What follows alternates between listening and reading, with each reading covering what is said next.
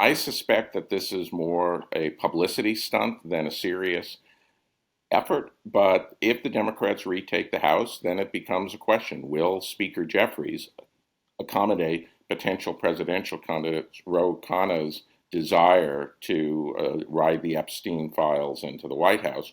I think that's a known unknown.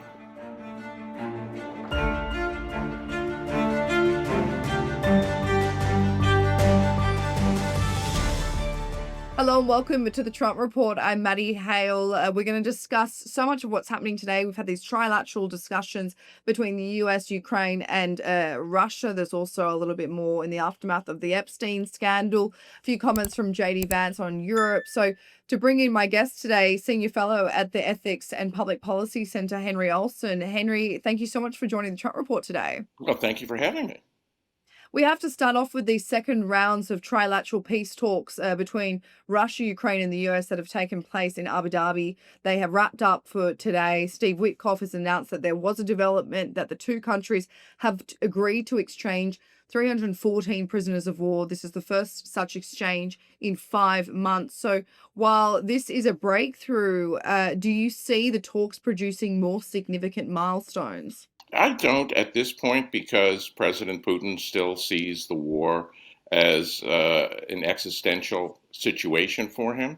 He sees it as one where Russia has the upper hand over time, and I don't see how he's going to agree to the sort of non negotiable demands that the president is setting. Both President Trump and President Zelensky, which is say that Ukraine needs to be genuinely independent and have genuine security uh, agreements or guarantees. That is exactly what Putin has been trying to avoid and prevent since his intervention in Ukraine back in 2004. He wants Ukraine to be in the Russian orbit, and he won't agree to a deal that prevents Ukraine from being in the Russian orbit. So I just don't see this as, at this point, having a whole lot of opportunity to bring the war to resolution. At the same time that these discussions are going on, Dmitry Peskov, he said that until the Kyiv regime makes the appropriate decision, the special military operation continues. So, in other words, until Ukraine gives in to what Russia wants, which is, of course, these discussions of land, is the US wasting time in holding these trilateral talks in Abu Dhabi, Henry, if Ukraine is the only willing party to make concessions, to willing to cooperate? Well, I think the Ukrainians privately might believe that. Obviously, the Ukrainians do not believe that President Putin and the regime in Moscow want peace, that they want victory, which can only be secured on the battlefield.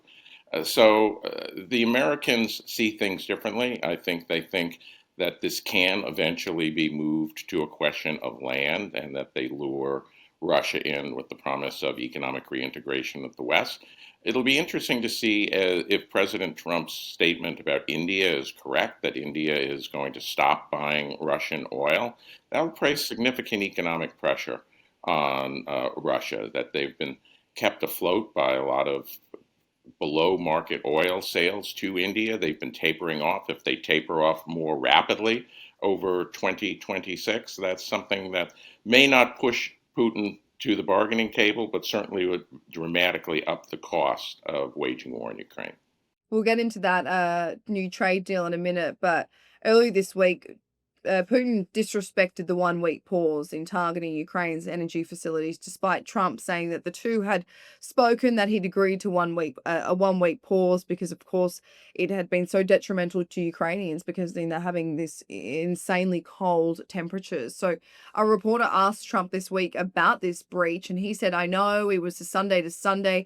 He hit them hard last night, but he kept his word on that." But if this 1 week pause was from January 25th to February 1st, as Trump says it is, and then Putin still disrespected it and carried out these attacks from multiple days of that week. So, does Trump know, or does he even care that Putin doesn't respect him and doesn't fulfill these promises that he says he's making? Yeah, I think that's really an interesting question. He can't not know. I'm sure people in the administration are saying, hey, this didn't happen. Does he not care? Trump is a very proud man, and I'm sure he cares. What I think he's doing right now is continuing to swallow his um, anger or disgust with Putin in order to procure the deal. That what Trump put a lot of weight in the 2024 campaign that this is a war that would never have happened and that he can bring it to fruition. And I think he knows that the only way that it can be brought to fruition absent one side prevailing on the battlefield is through negotiation. So he's just swallowing a lot of insults in order to try and sustain his promise and bring that to fruition. At some point, one would think that he would have to recognize that it's just not going anywhere and that maybe if the honey didn't lure the fly, might be a little time for some poison for the Russian fly, something negative. But he hasn't seemed to reach that point, which to me, knowing Trump, is a little surprising. The last nuclear arms treaty between the United States and Russia, known as New START, will expire at midnight tonight, so midnight Thursday. It originally placed limits on how many nuclear weapons each country could deploy. So without it, there's fears of this new arms race. So Trump wants a new deal, but he also said it would be a good idea to put China in this deal as well. So Henry, is it worrying that the treaty is now expired and doesn't have an immediate rollover of a new agreement? And I wonder what the likelihood is that a new one could be brokered in soon enough. I mean, there are discussions. News in the United States is that they're having productive discussions about having and extending a New START treaty. But I think the president is right, is that the START treaty was in a world where there were two major nuclear powers and a number of smaller, minor ones. China wants to become a major nuclear power, and it makes no sense for the United States to limit its nuclear capacity equal to Russia, when then China can build up a nuclear capacity equal to Russia, and hence, against the adversaries that America faces, it would be at a disadvantage. You have to have a situation where you have sufficient capacity to deal with all your threats, and that means Russia and China. And I suspect that if Trump sticks to that, the New START is not going to be able to be worked out, and that we are going to be in a nuclear arms race. But time will tell. We'll see whether or not they can find an ingenious way to satisfy Russia's insistence that this be a Russia-U.S. only treaty, and America's insistence that the Chinese rise needs to be addressed. Earlier this week, as you mentioned, the US and India, they brokered a new trade agreement. We saw Trump lower tariffs from 25% to 18%. He also dropped this extra 25% penalty tariff for importing Russian oil, announcing that Narendra Modi had agreed to stop importing this Russian oil and buy US, potentially Venezuelan oil instead.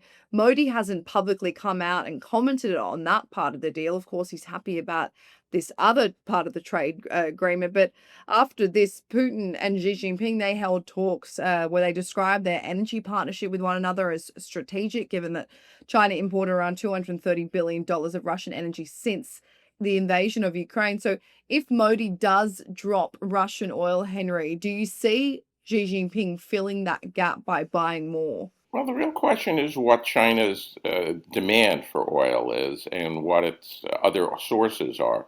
I mean, theoretically, I think that could happen, but I don't think the growth in Chinese oil demand is sufficient that they can do it without cutting back on purchases from other places. Clearly, the lack of availability of Venezuelan oil gives some sort of slack that you can shift from Venezuelan imports to Russian imports. But then the question is, if that's not sufficient to make up for the lost Indian sales, what does China cut back on, and what are the geopolitical um, uh, ramifications of that? One thing is that if it ends up that President Trump attacks Iran and takes Iranian oil out of the equation, that would be another slack that could be used from switching from Iranian imports to by China to Russian imports. So remains to be seen. Could happen, but there are geopolitical ramifications to Xi shifting oil purchases that I'm sure he'll want to consider.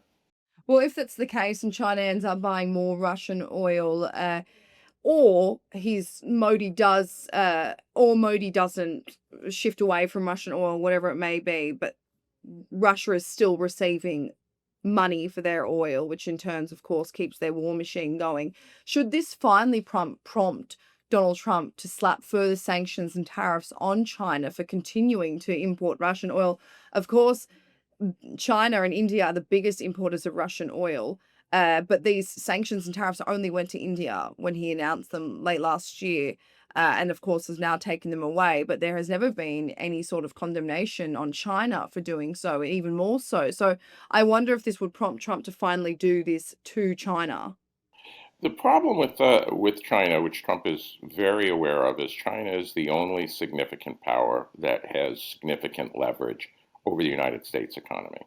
I'm sure what the president is thinking about is that if he were to do that with China, China would probably respond by slapping a rare earths export embargo, which would hurt the entire high end manufacturing effort in the United States, and he's trying to build up alternative sources and alternative refining. That's going to take time.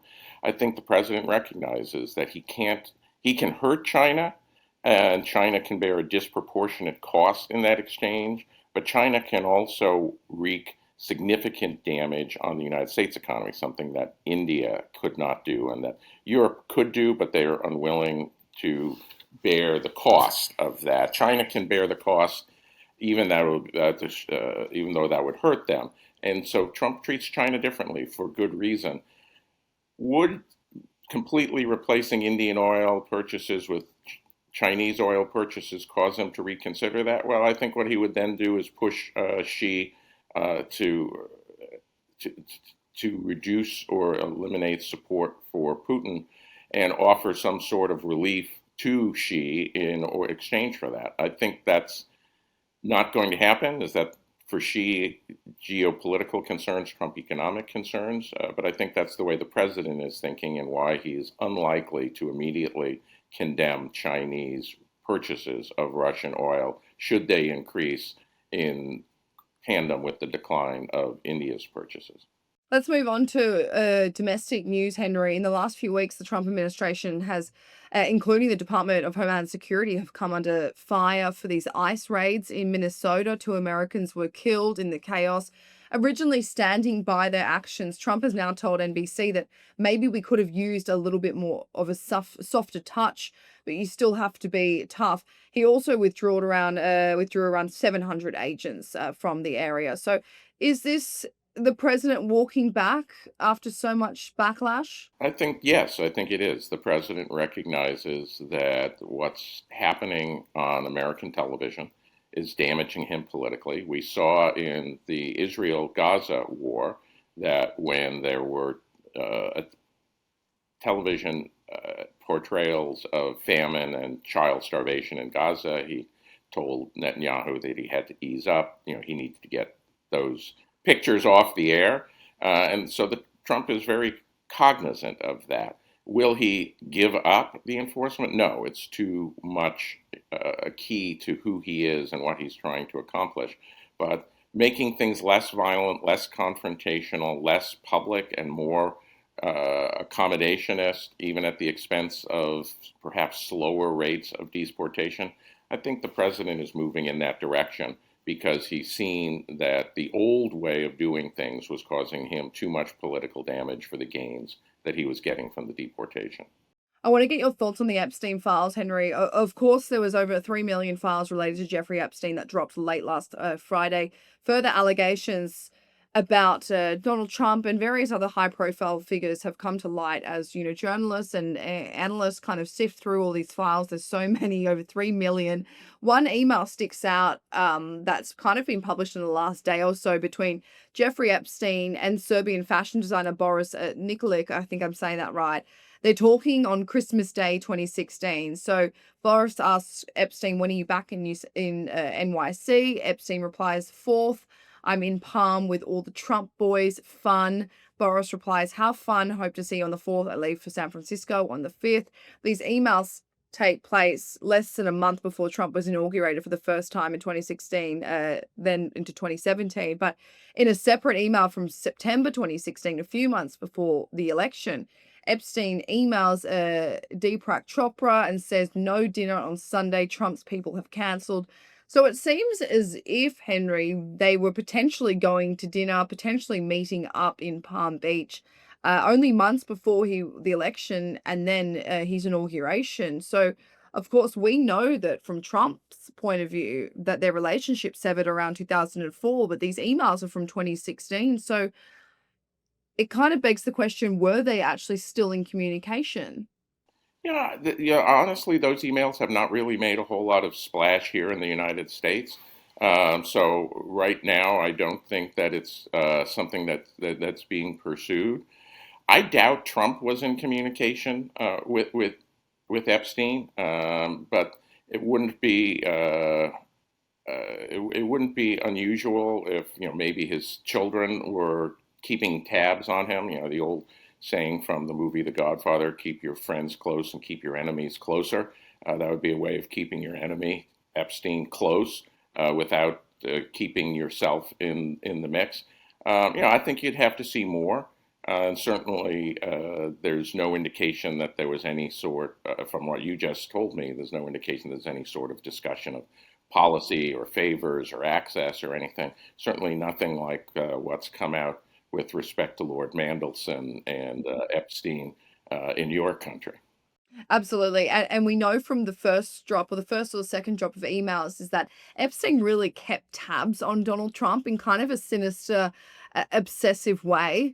So whether these emails say anything, as you mentioned, he's going into an election, he's going into an inauguration. If it is about the Trump boys, it might be his sons keeping tabs on Epstein. But we'll move on because I want to get your thoughts on Democratic Congressman Ro Khanna, who's been one of the people leading this charge to release the Epstein files.